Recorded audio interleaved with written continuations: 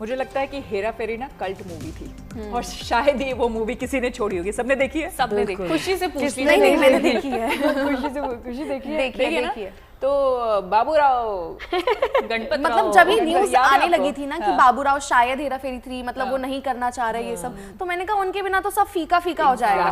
भाई वो नहीं होते तो मैं तो नहीं देखती। पर अब गुड न्यूज है, मतलब ऐसा कहा जा रहा है, चर्चा हो रही है कि वो वापस आ रहे हैं। बिल्कुल। और शगुफ्ता मुझे लगता है कि जब ये लंबा चला था मामला कि परेश रावल नहीं होंगे इस मूवी में, तो हम ये सोच रहे थे कि उनकी जगह कौन ले सकता है। कोई ऐसा एक्टर ही नजर नहीं आ रहा था कि उस मूवी में बाबूराव का कैरेक्टर कोई और करे। लेकिन टचवुड मुझे लगता है कि हम सब जो फैंस हैं उनके दुआ जो है वो कबूल हुई है और फिल्म हेरा फेरी 3 का इंतजार कर रहे हैं जितने भी दर्शक हैं उनके लिए ये अच्छी खबर निकल कर आए कि अब बाबू भाई की जबरदस्त कॉमेडी आपको देखने को मिलेगी। जी हाँ, अभिनेता परेश रावल के इस फिल्म में होने को लेकर मची जो अटकलें थी अब वो थम गई हैं और अब फिल्म में उनकी एंट्री तय मानी जा रही है। अभिनेता परेश रावल की खुद ही इस बात पर पुष्टि भी दी है, तो चलिए देखते हैं रिपोर्ट।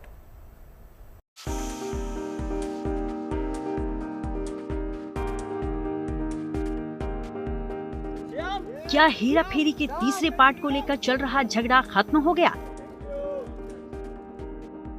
क्या बाबू भाई की फिल्म में अब दोबारा एंट्री होने जा रही है? भाई हेरा फेरी 3 में परेश रावल की कास्टिंग को लेकर कई दिनों से जो अटकलें और रिपोर्ट्स सुर्खियां बन रही थी, उसको लेकर अब परेश रावल ने एक इंटरव्यू के दौरान पुष्टि की है कि वो इस कल्ट फ्रेंचाइजी की तीसरी किस्त में नजर आने वाले हैं। यानी इस गुड न्यूज के बाद एक बार फिर से अक्षय, सुनील और परेश की तिगड़ी धमाल मचाती नजर आएगी। परेश ने ये भी बताया कि उनके और अक्षय कुमार के बीच अब सब कुछ ठीक ठाक है। उन्होंने कहा, ये कोई विवाद नहीं था, वो सिर्फ ये चाहते थे कि सभी साथ आकर मेहनत करें। अब सारे मामले सुलझ चुके हैं। क्या होता है जब कोई चीज इतनी लोगों को भाती है, तब हमें थोड़ा और सावधान होने की जरूरत होती है। परेश रावल का तो ये भी कहना है कि हेरा फेरी 3 पहले की 2 फिल्मों की तरह बेहद एंटरटेनिंग होने वाली है। उन्होंने इंटरव्यू में ये भी कहा कि हाँ, हमें बस कुछ ठीक ठाक करने की जरूरत थी। आखिरकार इसमें शामिल सभी लोग, प्रियदर्शन, अक्षय, सुनील, अविश्वसनीय रूप से रचनात्मक और लंबे समय से मेरे दोस्त हैं। हालांकि इससे पहले खुद परेश रावल ने फिल्म से बाहर होने की पुष्टि की थी। मई में परेश रावल ने सार्वजनिक रूप से कहा था कि उन्होंने हेरा फेरी 3 छोड़ दी है, लेकिन उन्होंने अपने फैसले के पीछे का कारण कभी बताया नहीं।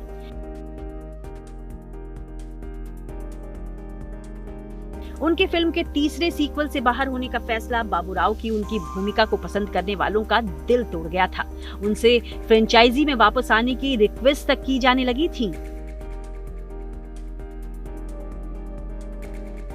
यही नहीं, परेश रावल का फिल्म से निकलने का विवाद तब और बढ़ गया जब एक रिपोर्ट में दावा हुआ कि हेरा फेरी 3 के को प्रोड्यूसर अक्षय कुमार ने फिल्म को बीच में छोड़ने के लिए परेश रावल पर 25 करोड़ रुपए के हर्जाने का मुकदमा दायर किया है। बाद में एक फॉलोअप रिपोर्ट के अनुसार परेश ने फिल्म छोड़ने के मुआवजे के रूप में 15% के अतिरिक्त ब्याज के साथ 11 लाख रुपए की साइनिंग राशि वापस कर दी।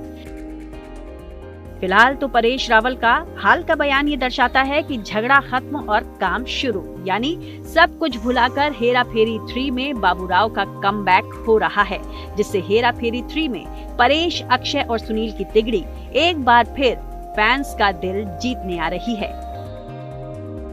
Bureau report, good news today.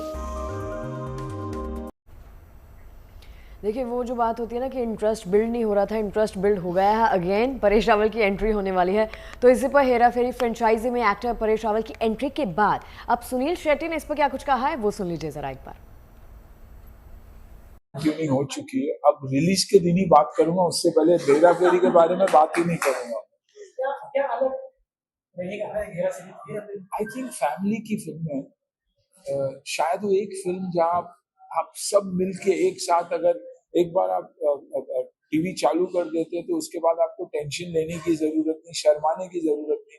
आपको पता है कि लोग सिर्फ हंसने ही हंसने वाले, और छुप के टीवी या मोबाइल फोन देखने की जरूरत नहीं है, परिवार से छुपा के नहीं।